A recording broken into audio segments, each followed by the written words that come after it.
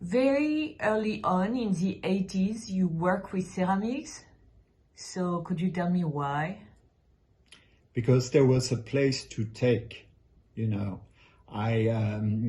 In the early 80s, I was a painter, and in the art school, there were hundreds of painters, and there was one room that was almost empty.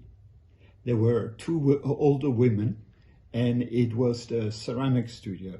And I got into the studio, I picked up a piece of clay, and clay is wet and humid, and you put your fingers in there, and it takes all the emotions that you have straight away. And so I picked up clay and I said, my goodness, this is it. This is something. And I started making works and sculptures with clay. And I understood very quickly that, in fact, there was a real spot to take also in the art world, because ceramics was still taboo.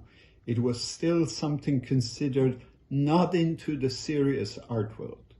It was something beside in the applied art world, in an art world for women and for craftspeople and for poor people or for, you know.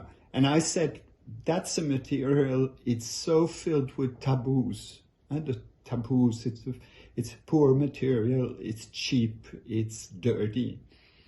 And it's sacred because it's Mother Earth. It's something that brings life.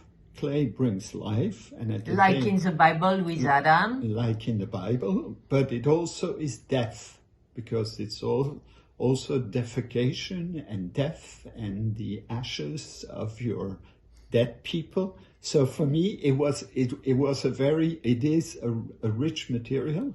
And I said, I can do something with this, and I can tell stories with this. And why is it successful now? But I think in the 80s when I started, I was almost alone in not making vessels, not making, talking about politics, doing figurative, large-scale sculptures, using color in the sculpture, and so on and so on. And for years, people didn't know what type of label they could put on me. And I just soldiered on. And then I saw that in the following years, more and more young people started seeing the potential of the clay.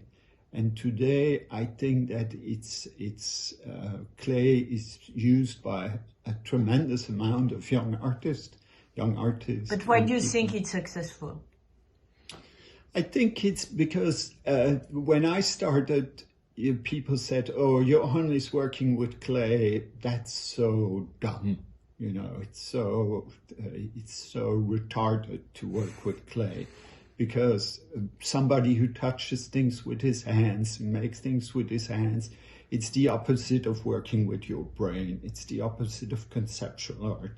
It's the opposite of working with bronze and all these today? things. And then I think that politically there's been a shift where a lot of young people now turn towards a more ecological way of life, a more linked to the earth way of life, a way of working with your hands just as one person touching clay. So I think there's a political shift towards clay being something that's more into harmony with the life young people lead today. So you are young, right?